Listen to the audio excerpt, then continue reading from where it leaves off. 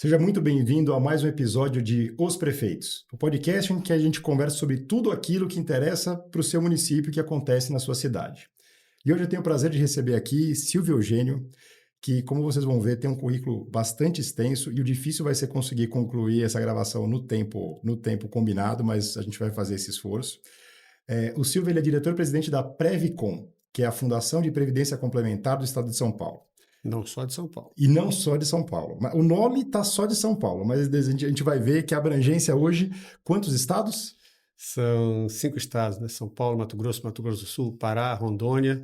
Já tem um sexto na fila, talvez um sétimo. E fora municípios. Fora os 30 municípios, outros 30 que já estão na fila e tem outros 73 que nós estamos entabulando negociações. Então, a gente vai expandir bastante. Então, para você que é prefeito ou gestor municipal, fica atento, porque saiba que aqui tem na minha humilde opinião, tem uma grande oportunidade para você pensar ou repensar, eventualmente, a tua estratégia previdenciária para o seu município.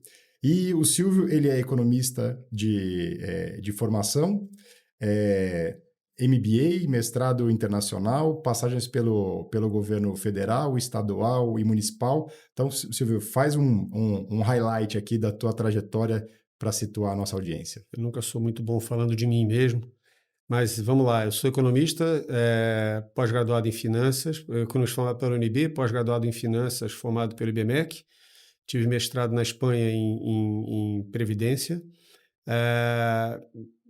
Sou funcionário do Banco do Brasil de carreira, 32 anos do Banco do Brasil, e ao longo dessa carreira do Banco do Brasil, eu estive cedido para órgãos públicos e também licenciado para atividade privada, então tive um pouquinho de vários mundos, né? Ministério da Economia foi um deles? Ministério da Economia, na época eu fui subsecretário de Políticas Públicas do Trabalho, cuidava das políticas ativas do mercado de trabalho, que é o que a gente considera como seguro-desemprego, abono salarial, e depois a gente pode falar um pouquinho mais do benefício emergencial, do programa de manutenção do emprego e renda.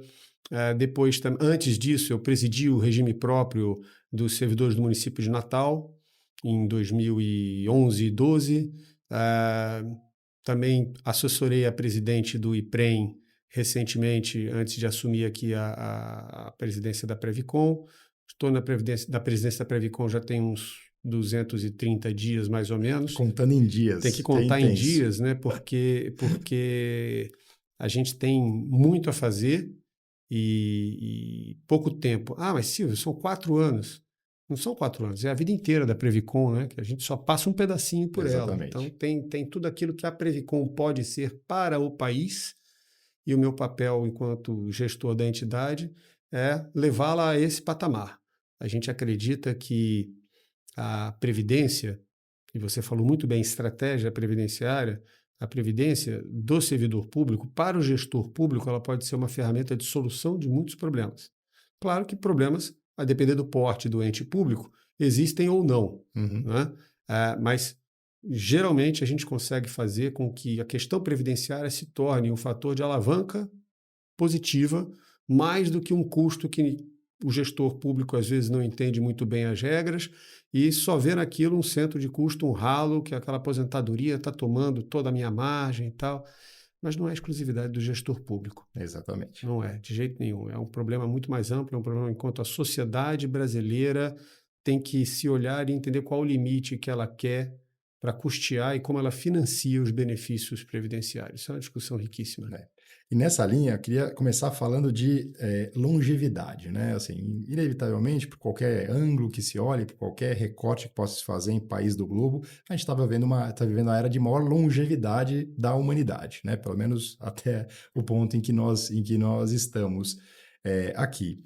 E isso é muito bom sobre vários aspectos, né? A gente fala agora da economia voltada, né, para a economia prateada, né? Como é que a gente vai fazer agora a inserção no mercado de trabalho de pessoas que já são aposentadas e que ainda estão super ultra ativas, né? Como é que as novas ferramentas, eventualmente como inteligência artificial, podem reinserir, né, e acabar com o gap de, muitas vezes, conhecimento técnico de pessoas que estavam fora do mercado de trabalho e que, de repente, são inseridas de novo? Tem várias temáticas, mas para trazer isso para o nosso quintal aqui, como que é essa maior longevidade, né, da população em geral, Como é que ela desafia a lógica previdenciária que muitas vezes os cálculos foram feitos com métricas dos anos 80, 90, 2000, e como é que isso precisa ser ajustado ao longo do tempo para que a gente possa olhar para os próximos 30, 40 anos e imaginar que alguém que hoje tem 40, 50 anos tem viabilidade de se aposentar efetivamente? Os desafios são inúmeros. Essa temática da longevidade, ela é transversal a basicamente tudo dentro da sociedade, desde a vida doméstica até a gestão pública, as relações sociais, tudo se modifica. Só que às vezes se modifica lentamente e a gente não percebe. Vamos entender uma coisa. Do ponto de vista demográfico, nós estamos diante de um processo que pode significar uma redução brutal no tamanho da quantidade de pessoas vivas no mundo. Então, mais importante do que a questão previdenciária é o mundo não foi pensado e nada humano foi pensado para diminuir. Crescer e multiplicar-vos. Uhum. Então, a gente tem esse racional, não sei se embutido no nosso subconsciente, mas nós celebramos o crescimento do PIB, nós celebramos quando fazemos aniversário, enfim, a gente celebra o avanço, não celebra o recuo. E nós estamos diante de uma forte possibilidade de recuo do tamanho de pessoas. Há quem defenda esse recuo do tamanho de pessoas como algo necessário para a preservação do planeta. Perfeito, é um ponto de vista válido, talvez a gente tenha ocupado um espaço grande demais que o planeta não sustente o nosso estilo de vida, os nossos modelos produtivos. Eu acho que isso tende a se reverter na medida não em que a população reduza, mas é que a tecnologia avance. O ser humano ele sempre venceu pelo incremento tecnológico, apesar de todas as previsões, desde Malthus até hoje, pessimistas. E as questões econômicas também, que muitas vezes pressionam para que a gente adote algumas mudanças, como uma mudança climática, dependendo de como a economia está com mais espaço ou menos espaço para crescimento, essa pauta ganha relevância ou perde relevância. Exatamente. Né? Então, falou que esse movimento ele não é um movimento linear, né? Ele é um movimento de idas e vindas, de um pouco à direita, um pouco à esquerda, e a gente tenta encontrando o equilíbrio da sobrevivência da humanidade sobre todos os aspectos, né? Ambientais, econômicos. Claro. E aí, tentando cercar um pouquinho a questão previdenciária dentro desse contexto tão transversal, a gente tem alguns elementos importantes. O primeiro que a gente tem que entender que previdência é coisa de gente jovem. Ela não acontece quando você se aposenta. A previdência é algo que você tem que construir ao longo de toda a sua vida laboral. Ah, Silvio, mas eu pago o INSS ou eu pago o RPPS, sim. Mas vamos falar um pouquinho do INSS, apesar de ser prefeitos, e a gente sabe tem uma quantidade enorme de municípios que são vinculados ao regime geral de previdência.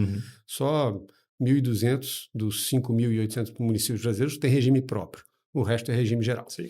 Então, talvez a grande maioria dos prefeitos que nos ouça aqui não tenha um regime próprio, esteja no regime geral.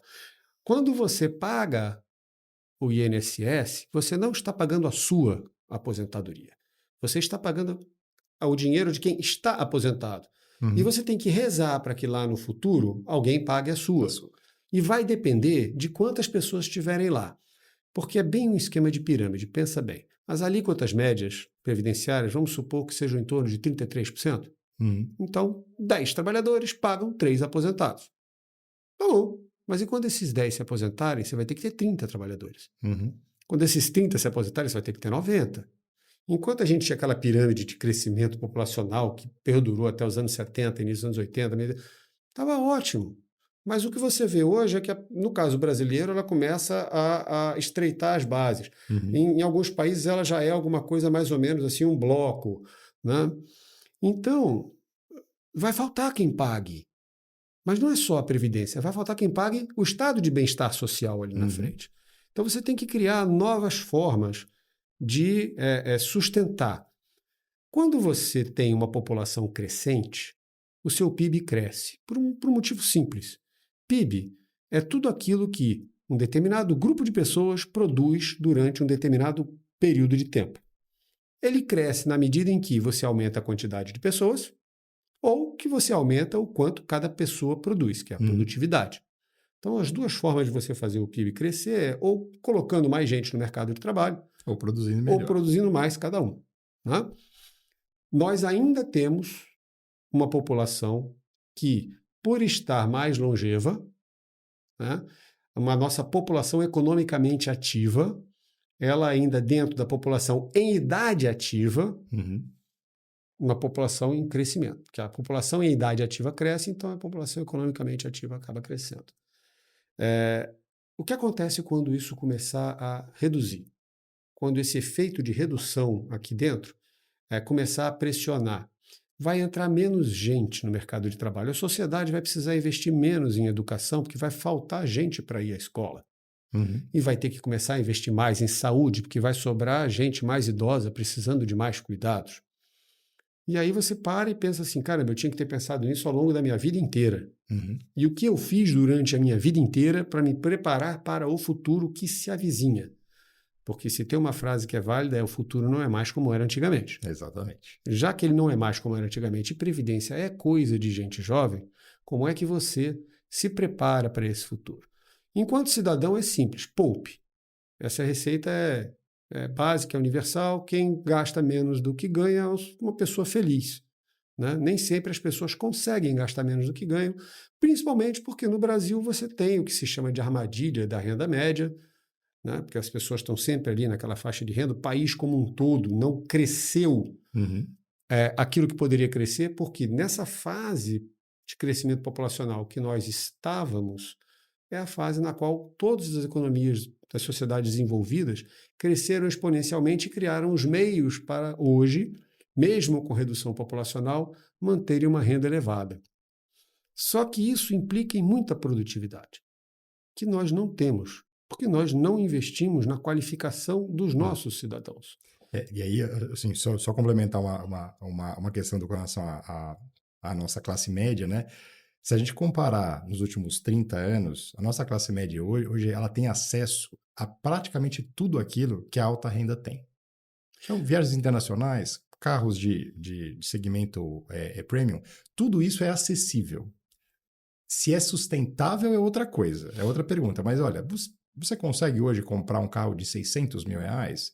Olha, eu vou te falar que você não precisa ter uma grande renda para efetivamente entrar num parcelamento de 600 meses, 600 meses e ter acesso a um carro desse. 40 anos atrás isso era absolutamente impossível, né? Talvez o carro de 600 não seja o exemplo mais evidente disso, mas um telefone celular, o acesso à informação, a condição geral que nos cerca hoje, na classe média baixa, é mais evidente e mais rica do que há 100 anos atrás a classe alta tinha. Em termos de saúde, em termos de informação, em termos de recurso. Porém, o que acontece? Como eu disse assim, você constrói a sua previdência e a sociedade constrói o futuro dela a partir da jornada laboral, muito mais do que qualquer outra coisa. E aí a gente tem que olhar quais são as políticas do nosso mercado de trabalho. Como um todo, pode ser as políticas para a sociedade, mas também aquelas políticas que cada ente público coloca à disposição dos seus servidores também. No caso, você tem, dentro do Ministério do Trabalho, dois programas muito importantes de que a gente chama de política passiva, ou seja, é uma política que quando algo acontece, a política reage, e política ativa, que é uma política que provoca uma reação no mercado de trabalho. Então, dos programas de política passiva, você tem o seguro-desemprego, reage à perda de um emprego, então ele oferece ali uma renda de transição entre esse emprego e o próximo, para que você não entre num processo muito rápido de perda de sustentabilidade do seu padrão de vida, etc. E o abono salarial. Eu vou falar depois do abono. No caso, nas políticas ativas, você tem a qualificação profissional, que é fundamental, e você tem a gestão da rede do Sistema Nacional de Empregos, o SINE. Só que vamos olhar o orçamento do Fundo de Amparo ao Trabalhador, que é principalmente que sustenta essas políticas. Primeiro, constitucionalmente falando, você tem um percentual que, se eu não me engano, são 40% da receita do PIS/PASEP, que é a principal fonte de receita do FAT, ela é constitucionalmente destinada ao BNDES. Ok, você pega essa receita, o BNDES financiando empresas gera emprego, então se reverte como uma alavanca de geração de emprego na sociedade. De fato, você vai ver que boa parte daquilo que evoluiu em termos de mecanização, produtividade, principalmente no meio rural, que a gente tem essa economia rural tão bem desenvolvida, estava ali o Finame custeando máquinas e equipamentos para E se não fosse implementos isso, agrícolas, né? assim, o mercado privado não tinha, O não Finame e a tinha Embrapa, né, linhas de são financiamento duas, acessíveis para esse perfil. dois pilares além dos planos de custeio, etc. E aí você tem o lado da qualificação profissional muito pouco assistido. O sistema Cine e a qualificação profissional, eles recebem uma fraçãozinha, porque o seguro-desemprego e o abono salarial costumam consumir 99% do orçamento não transferido ao BNDES, e esses últimos 1% financiam as políticas ativas. Eu acho que em termos... Eu Só posso isso estar já mostra um desatualizado, desequilíbrio bastante muito grande. grande. A gente tem uma política reativa no mercado de trabalho, não uma política ativa.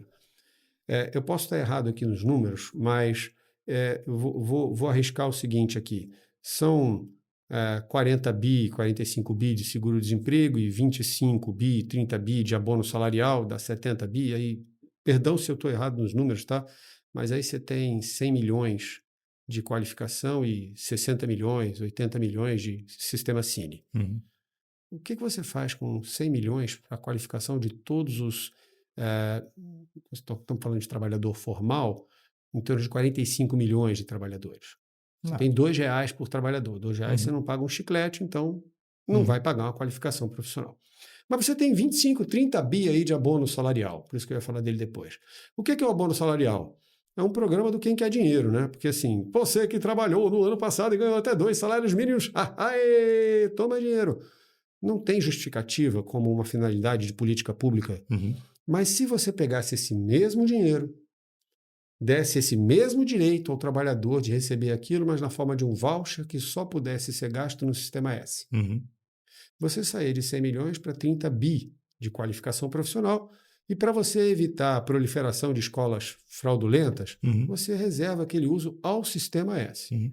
Então você fortalece Você induz a qualificação. Você induz a qualificação. Essa eu acho que é a grande questão. Né? Assim, nada contra políticas de transferência de renda, que eu acho que eles são bastante válidos num país como o Brasil.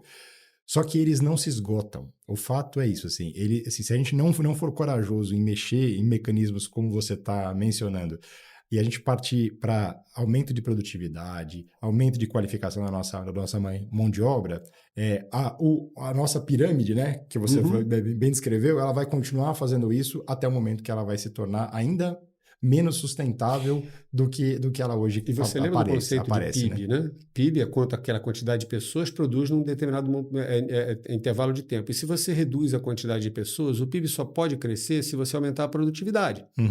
Ora, se você não investe na produtividade e você está diante do fato de que cada vez mais você vai ter idosos muitas vezes não podem mais trabalhar, estou falando de pessoas mais idosas, nós vamos chegar a muita gente com mais de 70 anos, talvez essas pessoas já percam mobilidade, porque é ao longo de uma vida inteira que você constrói a sua saúde futura. Então, muita gente não tem a oportunidade de ter uma boa saúde durante a vida e vai chegar um dado momento em que ela vai sofrer com as consequências de tudo. Vão se somando. Lá na frente a gente responde por tudo que faz, né?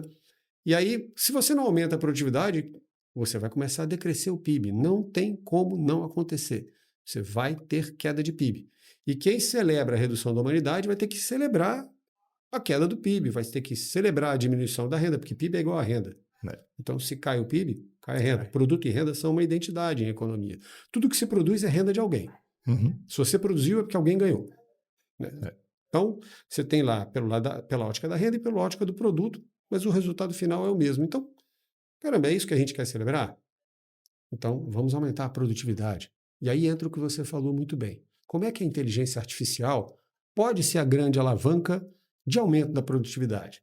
Bom, até mesmo entre as pessoas mais educadas, ainda há um baixo nível de compreensão primeiro, do que é a inteligência artificial, de como ela se forma, e quais são os limites dela, e quais caminhos ela tende a tomar, né? Inteligência artificial, a melhor definição que eu ouvi até hoje é um papagaio estocástico. Estocástico é um palavrão danado, mas significa estatístico no sentido de que ele vai procurar sempre a palavra mais provável que antecedeu a anterior. Ora, então se você faz uma pergunta muito curtinha, o nível de probabilidade Contexto, das né? palavras seguintes ele é muito amplo. Mas se você, então, faz uma pergunta muito detalhada, muito dirigida, fornece bastante informações, aí, então, você dá um contexto de probabilidade já bem mais reduzido da próxima resposta e ela tende a ser melhor. É basicamente o que você, como entrevistador, sabe bem, quando você faz uma pergunta aberta, a resposta geralmente é muito vaga. E se você pergunta assim, você gostou do último jogo do Flamengo? Sim, gostei. Agora, se você pergunta, como é que você acha que o Flamengo tem jogado? Aí é uma pergunta aberta, você vai ter da pessoa um nível mais amplo de resposta. A inteligência artificial, estatisticamente, ela se baseia em como nós nos comportamos nas nossas respostas. Ela lê, vê aquilo que é mais frequente e, a partir daquilo que é mais frequente, ela se treina para isso. Então, na verdade, é um exercício estatístico só. E, nesse sentido, ela serve para o quê, né? Ela serve para te apoiar a responder coisas, a fazer pesquisas, a criar coisas, porque, como muitas vezes ela alucina, ela substitui um pouco da nossa criatividade. Isso significa que ela vai roubar os nossos empregos? Não. Não. Quem sabe usar vai roubar o seu emprego. Exatamente. Né? Mas ela em si não vai... como a informática. Quando você... Eu sou da época ainda que... De tempos em tempos vão vir novidades. Eu fiz datilografia para passar no concurso do Banco do Brasil. Eu também fiz. Eu fiz na escola, inclusive. Eu fiz na escola. Fui aluno do Colégio Militar. Acabei de denunciar a idade aqui. Corta essa parte, corta essa parte. Eu fui aluno do Colégio Militar de Brasília. A gente tinha curso... Eu inaugurei o colégio em 79. Eu tinha curso de datilografia, né, com aquelas máquinas pesadas, inclusive manuais. Não tinha nada elétrico, não. Aquela manual mesmo e tal. Você tinha que fazer 172 toques líquidos. Não é molhar a mão, não. O toque líquido é sem erro, né? E se você errasse aquilo, você não tinha tecladel na máquina de escrever. Estava lá, impresso. Enfim, você entra, então, numa fase em que o computador passa a comportar um editor de texto. Ora, quem não sabia usar o editor de texto ficou numa situação desfavorável. Né? Agora, sim, quem fabricava máquina de escrever, se não começou a fabricar computador, teve um problema. A Olivetti fabricava máquina de escrever, mas criou computadores. Ela teve essa inteligência, né? Mas nem todas. A IBM fabricava máquina de escrever e computadores. Então você percebe que tem aí, não por acaso, né? Quem soube se reposicionar continua longevo enquanto empresa. Silvio, deixa eu pegar o teu gancho de inteligência e de adaptabilidade para te fazer uma pergunta, porque você comentou que a Previcon ela nasceu para atender o estado de São Paulo, depois ela acabou incorporando vários outros estados e, curiosamente, é uma coisa que eu já sabia da existência da atuação da Previcon em outros estados, mas eu confesso que um pouco antes da nossa conversa eu me surpreendi com o número de municípios que hoje já são atendidos pela Previcon. E, de novo, pensando aqui como um gestor municipal, né? Que assim, eu posso ir no meu município, seja eu estando no regime geral de previdência, seja eu eventualmente já tendo herdado, que geralmente você herda essas coisas, um regime complementar que algum outro antecessor fez. E ele geralmente não é superavitário. Ele geralmente chega para o prefeito mais como um problema, um desafio, do que como uma solução. O que na tua visão, pensando nesse contexto todo que a gente passou, de maior longevidade, de desafios, né, de financiamento, por exemplo, do próprio custeio do Estado, de desafios de produtividade, né, de atração de mercado de trabalho, qual que é o contexto que você consegue enxergar disso tudo que a gente está falando, olhando no contexto de municípios? Excelente pergunta, porque, vamos lá. Deixa eu primeiro qualificar um pouquinho o que é a Previcon. Né? Nós somos uma fundação inicialmente instituída pelo Estado de São Paulo, mas nós somos o primeiro fundo de pensão voltado para servidores públicos do Brasil. E que ano que foi a instituição? Nós temos 13 anos já, 14 anos. 2011, 2012. 2011 e 12, né? Acho que oficialmente nós fomos lançados em 2013, né? Mas a criação foi um pouquinho antes. O primeiro plano foi... A primeira contribuição, acho que já era 2013. Me perdoe se eu tiver aqui com alguma imprecisão de data. Mas nós fomos anteriores à FUNPRESP, por exemplo, que é a do Servidor Público Federal. Uhum.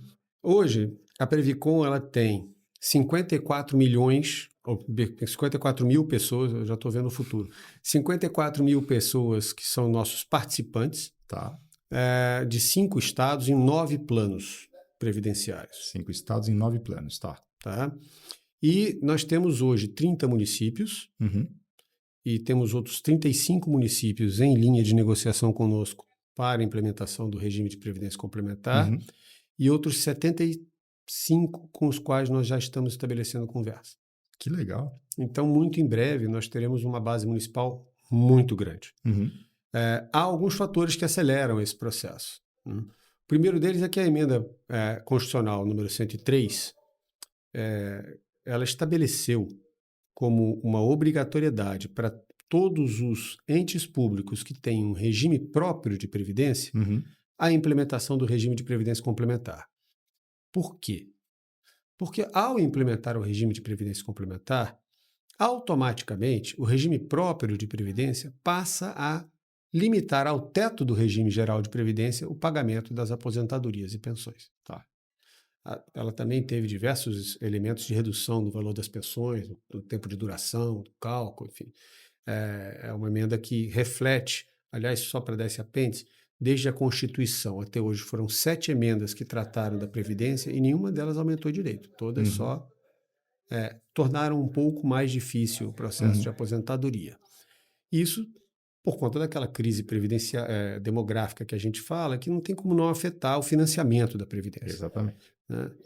E assim, o que a gente tem hoje com a introdução do regime de previdência complementar? A oportunidade do servidor público constituir a sua poupança, sua, individual. Diferente daquele mecanismo que a gente comentou de você pagar aquele que já está se aposentando. Esse mecanismo que você paga né? aquele que está aposentado chama-se repartição simples. Você pega o custo e reparte simplesmente por todo mundo.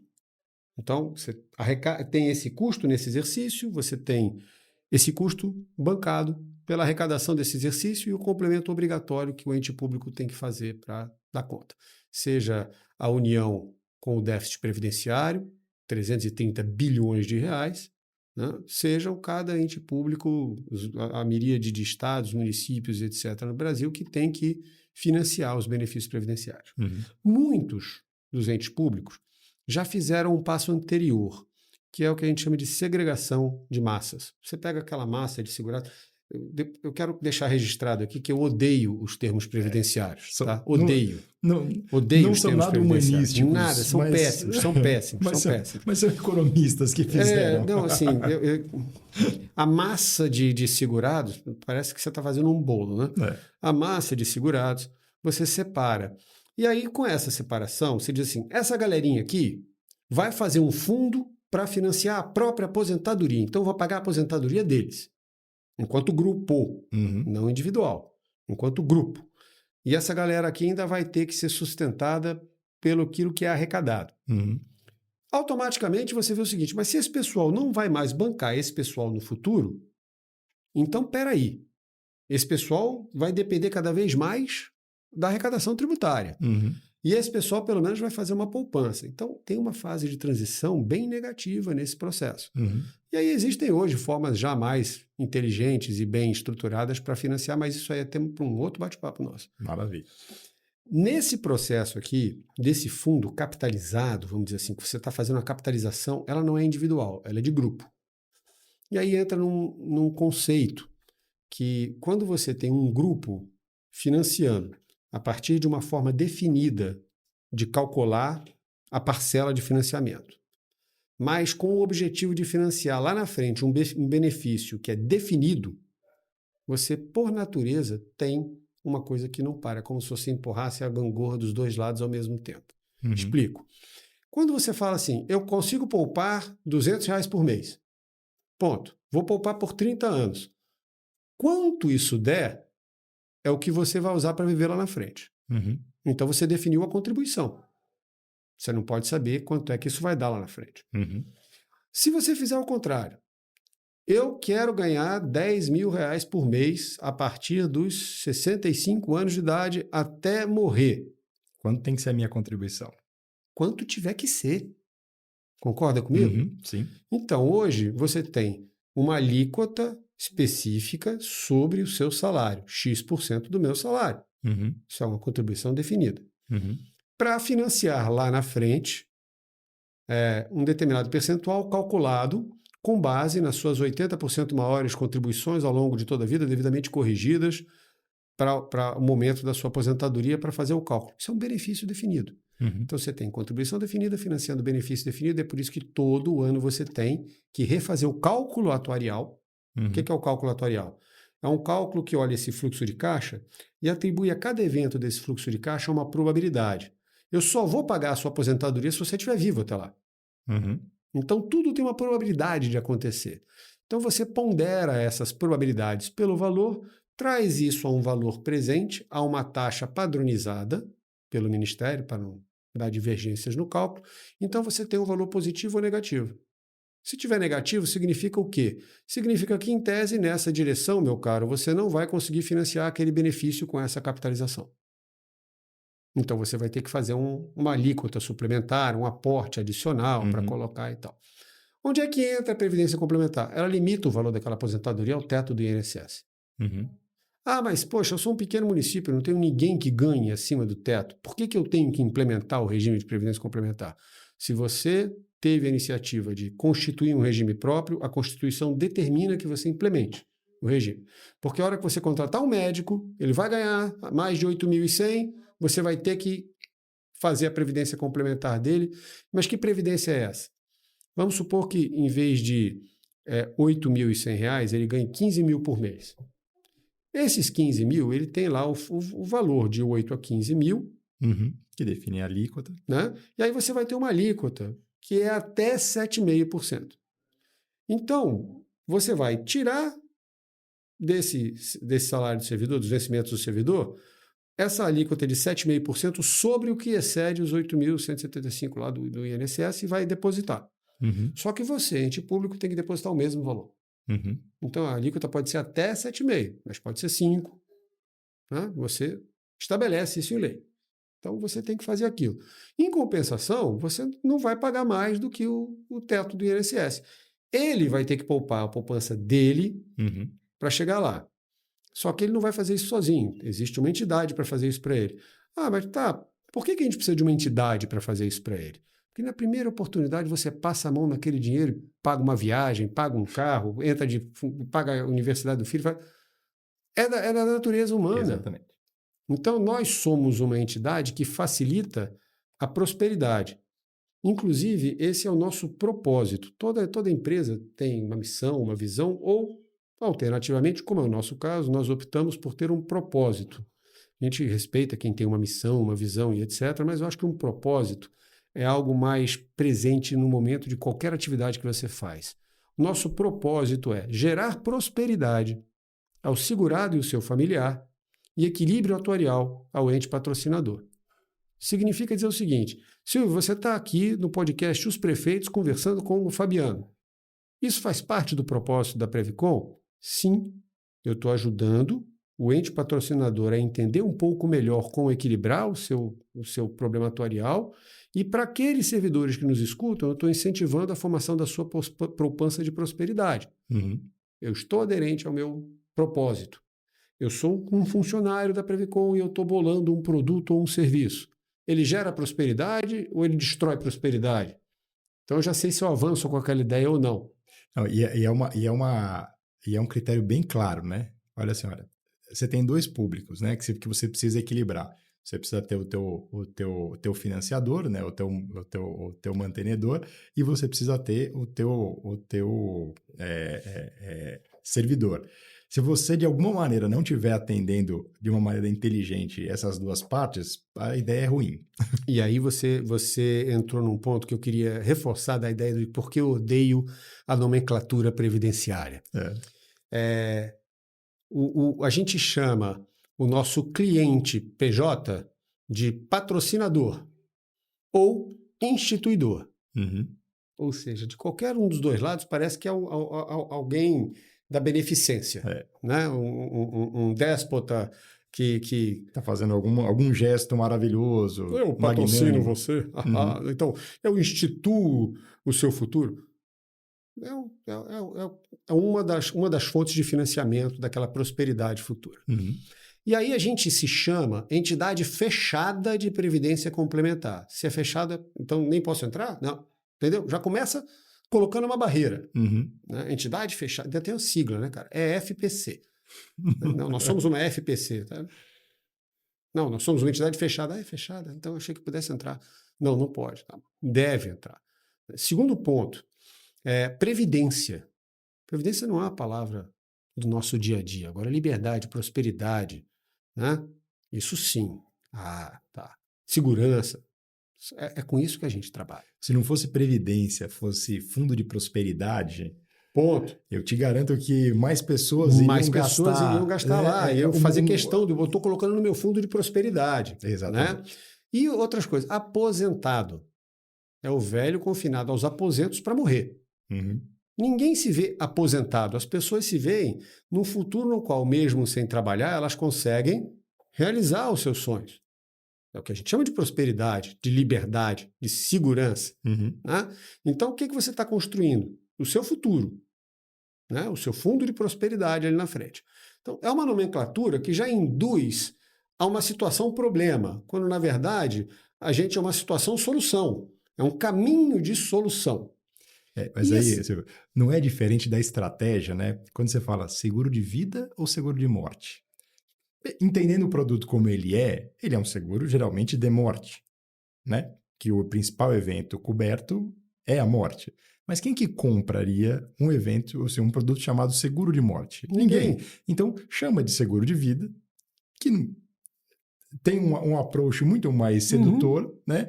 Explica depois, no final das contas, que essa é uma cobertura e você já tem a atenção do teu prospect, né? Do seu cliente aqui, potencial. Você sabe como é que a gente chama seguro de vida no âmbito previdenciário?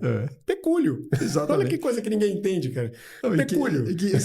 Que parece algo totalmente já em desuso. Né? Total. Então, você vê que a gente precisa modernizar a nossa comunicação. Sabe quem é o nosso principal adversário?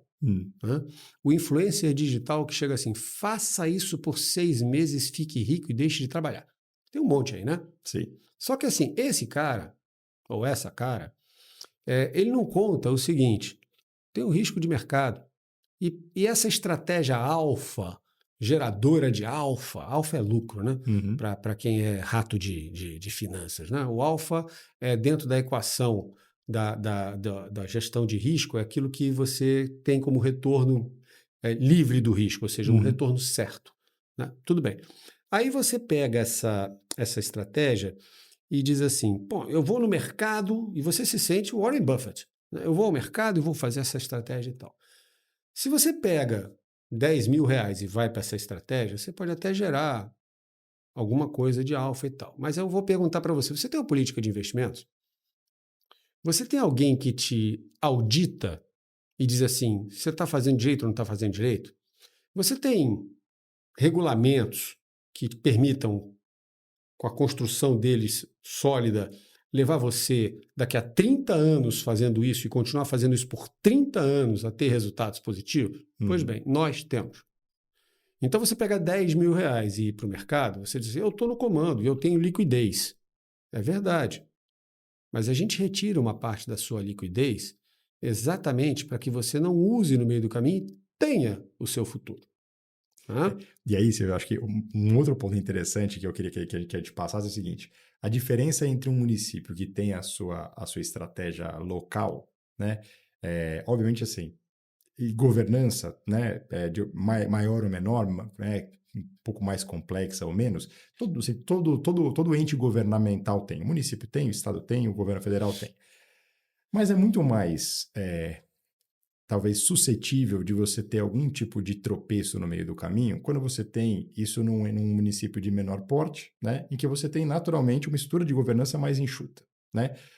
Eu conheço um pouco da estrutura de governança de vocês, que é uma estrutura muito parruda, né? E deveria ser realmente em função do longo prazo, né, da instituição, da responsabilidade que vocês têm e do quanto de recursos vocês já têm hoje sobre gestão. Então, eu acho que para quem é prefeito, além, né, de várias outras coisas, eu acho que pensar em o prefeito eventualmente se dedicar àquelas atividades que são core, né, que são ali indispensáveis para a gestão municipal e eventualmente pegar a estrutura, o esforço, digamos assim, previdenciário e talvez procurar a Previcon, me parece que é colocar o seu esforço, a sua capacidade na direção certa e confiar num ente que tem muito mais governança do que talvez os maiores municípios possam chegar a ter, né? E assim, acho que a gente resolve vários problemas. Mas, primeiro, é um problema que ele não tem como fugir. A Constituição determina que se ele tem um regime próprio, ele tem que ter um regime de previdência complementar. Bom, nesse sentido, o regime tem que ser instituído por lei.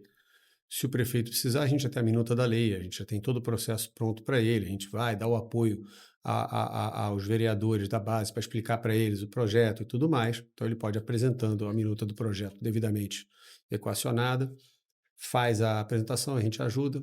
Aprovou a lei? Uma coisa, na tua experiência, num cenário ideal, quanto tempo esse processo pode durar? Desde a ideia, preciso resolver esse problema no meu município, até efetivamente conseguir ter a lei aprovada. Eu não posso falar sobre essa etapa de constituição do projeto de lei e aprovação da lei, porque isso varia demais, de município para município, de base aliada, tamanho, aquilo que o prefeito enfrenta, não enfrenta, o quanto ele tem de capacidade administrativa e tudo mais, a gente apoia no que puder. Agora, se você já tem a lei aprovada no seu município, e se você já tem a determinação por ter um RPPS de ter esse regime de previdência complementar, nós em 3 semanas colocamos alguns municípios para dentro. 3 semanas? 3 semanas. Por quê? Nós temos um plano que é multipatrocinado. O que é o patrocinado? É que quando você tem um servidor de um lado, você tem um ente público do outro lado que patrocina uma parte desse valor. O servidor coloca lá aqueles até 7,5% do que ele ganha acima do teto e a gente vai lá e coloca a mesma quantia em dinheiro. Então, os dois são patrocinadores, na verdade, desse mesmo futuro de prosperidade. Sim. Mas um chama patrocinador e o outro participante. Nem vou entrar no mérito. Isso dito, 3 semanas a gente bota para rodar, porque o fundo já está pronto, a governança já está pronta, ele só se inscreve e faz um processo de adesão que é similar a uma ata de registro de preço. Tá. Porque já tem um município que aderiu e ele pode aderir àquele processo de adesão daquele município e, por conseguinte, a Previc considera e aceita esse processo como um processo válido para que a entidade gestora do regime de previdência complementar seja escolhida. Veja que sempre tem que ter uma entidade gestora para algum regime de previdência. No regime geral de previdência, a entidade gestora é o INSS. É um instituto. Né? Por exemplo, no município de São Paulo, a entidade gestora do regime próprio de previdência é o IPREM, o Instituto de Previdência do município, municipal. Bom, a entidade gestora do regime de previdência complementar passa a ser a Previcon. E aí a gente, automaticamente, todo mês o prefeito manda para a gente a relação da folha de pagamento, com o cálculo direitinho, ele verte, a gente coloca no sistema aquelas informações, aí aquela poupança vai sendo capitalizada em nome daquele participante. Não é complexo, é simples. É complexo se você tentar fazer em casa, mas a gente vive disso. É o trabalho da Previcon e a gente tem bastante especialização nisso. Então é muito, muito fluido esse processo. Deixa eu te perguntar uma coisa. Os teus canais de atendimento, você falou que assim, vocês hoje já atendem 30 municípios, tem mais 30 no seu pipeline já na fase final e mais uns 70 em tratativas. Como eu sendo prefeito de um município, qual o melhor canal que você me recomendaria para eu começar essa lição de casa? Bom, entre em contato com a gente. No nosso site tem os nossos contatos. Se você colocar Previcon no Google, né, vai aparecer lá a Fundação de Previdência Complementar do Estado de São Paulo. Novamente, a gente foi instituída pelo Estado de São Paulo, mas nós somos a entidade gestora do Estado de São Paulo, do Mato Grosso do Sul, do Pará, de Rondônia, de outros estados que já querem e já estão negociando com a gente, desses 30 e mais outros 35 e mais outros 70 municípios que já estão na nossa reta. Então, a gente é uma entidade brasileira de gestão de previdência complementar acima de qualquer coisa. E o nosso propósito nos leva a querer, sem olhar se você... assim, veja bem, eu não digo que tem município bom, município ruim. Tem um município que precisa cumprir a legislação e pode contar com o nosso apoio. Tá? Porque tem entidade que fala assim, só tem 2 pessoas acima do teto naquele município, eu nem tenho ninguém que ganha acima do teto, eu não vou querer aquele município, aquele é só problema. Não, o problema é o que ele enfrenta. O que a gente quer é se posicionar como uma solução. E aí, eu acho que passada a lei, em 3 semanas a gente consegue operacionalizar. Isso é basicamente... E a tua equipe consegue dar esse suporte para a prefeitura dessa jornada toda? Não precisa ter medo da jornada? Não precisa ter medo da jornada. Precisa ter atenção e cuidado e a gente tenta assessorar no melhor nível. Claro que a gente não consegue fazer o papel do prefeito.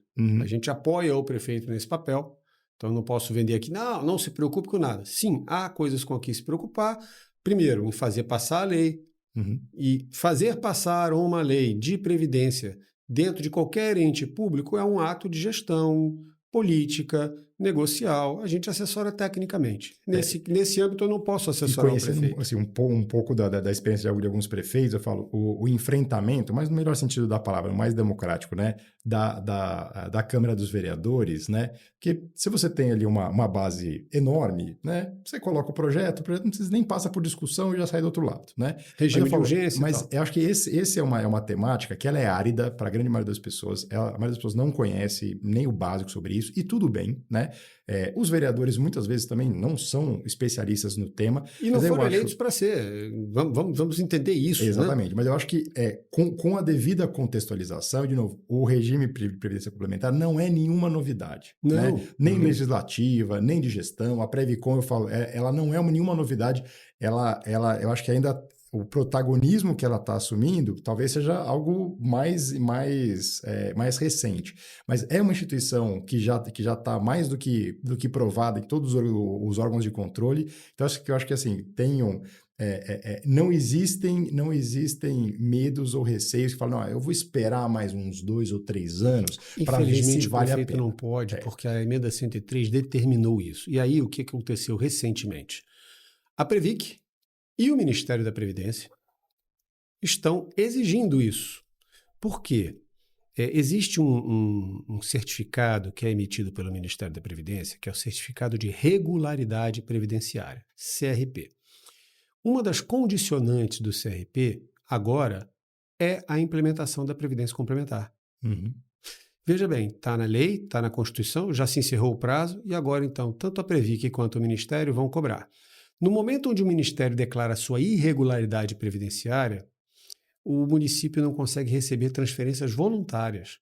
Significa que nem a verba do Fundeb, nem do SUS, nada, ele está alijado do fundo de repasse a estados e municípios. Significa dizer que o município para. Então não é mais uma questão do prefeito poder esperar ou não poder esperar. Ele efetivamente tem que fazer. Então, já que ele tem que fazer, pode contar conosco. A gente está à disposição. Recentemente a gente foi num evento e aí a gente levou um vídeo muito bacana do Eloy Chaves. Com vídeo do Eloy Chaves, pelo amor de Deus.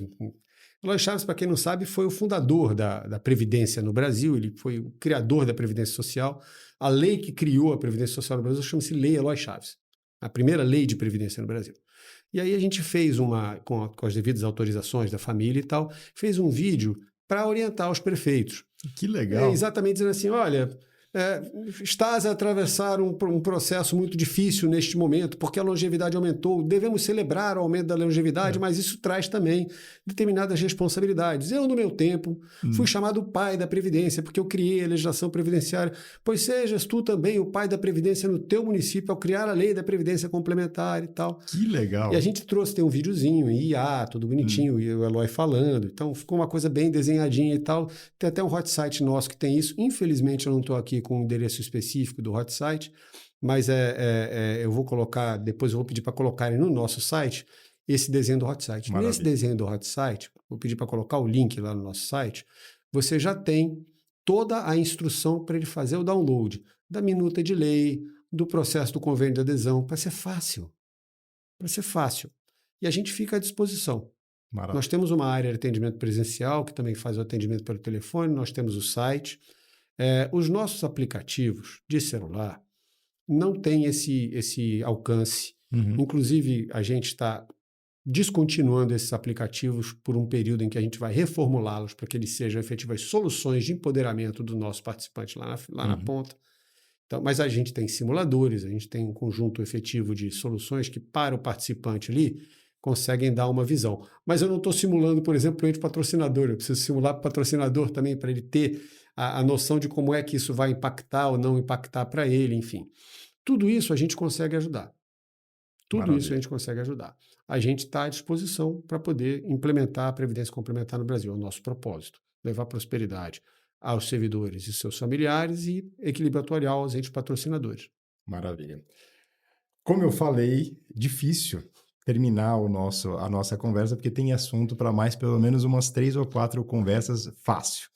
Mas para a gente poder respeitar o formato que a gente criou, Silvio, eu queria te agradecer imensamente esse papo, essa oportunidade tão esclarecedora de transformar um tema difícil, denso, muitas vezes chato, pouco sedutor, em algo tão esclarecedor e, na minha humilde opinião, tão urgente para que os prefeitos possam se debruçar, se concentrar e talvez não você em primeira pessoa, mas dedicar alguém do time, né, que possa fazer isso, entrar em contato com vocês e, de novo, sem medo, né, começar essa jornada que ela tem tudo para ser bem sucedida.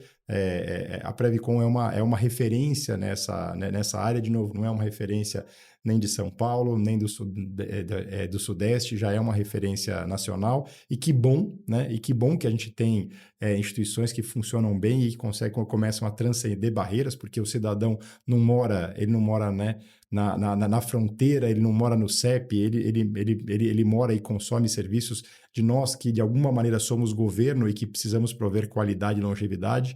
Então, assim, Silvio, te agradeço demais e espero recebê-lo para uma outra tarde para a gente poder conversar sobre outros temas, que você é um poço de conhecimento. É bondade sua, Fabiano, mas de fato, assim, foi um prazer estar aqui.